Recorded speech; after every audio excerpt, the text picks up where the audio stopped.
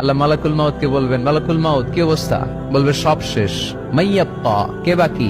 মালাকুল মাউত বলবে জিনেরা বাকি, যাদেরকে দেখা যায় না। আল্লাহ বলবেন জিনদেরকেও শেষ করে ফেলো, রুহু কবজ করো। মালাকুল মাউত আজরাইল জিনদের রুহু কবজ করবে। আল্লাহ এবার জিজ্ঞেস করবে, ইয়া মালাকাল মাউত আখবিরনি মাইয়াব্বা, এবার বলো আর কে বাকি? মালাকুল মাউত বলবে, আল্লাহ মানুষগুলো সব শেষ, জিনগুলাও শেষ, এবার বাকি ইবলিস শয়তান। কে বাকি?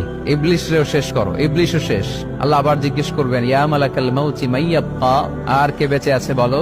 মালাকুল মাউত বলবে, আল্লাহ আপনার কথা অনুযায়ী পৃথিবীর সব মানুষের রুহু কবজ করলাম, সব জিনদের রুহু কবজ করলাম, ইবলিসের রুহু কবজ করলাম, এখন আছে শুধু ফেরেশতা। আছে কারা? যাও ফেরেশতাদের রুহু কবজ করো।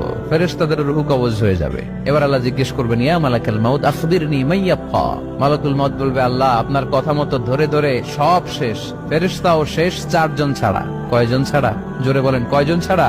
ইসরাফিল, জিব্রাইল, মিকাইল, আজরাইল। আল্লাহ এই 4 জন আমরা বাকি। আল্লাহ বলবে, যাও ইযহাব ইনতালিক ইলা জিবরিল ওয়াকবাদ রূহা, জিব্রাইলের রুহু কবজ করো। ইযহাব ইলা ইসরাফিল ওয়াকবাদ রূহা, ইসরাফিলের রুহু কবজ করো। ইযহাব ইলা মিকাইল ওয়াকবাদ রূহা, রুহু কবজ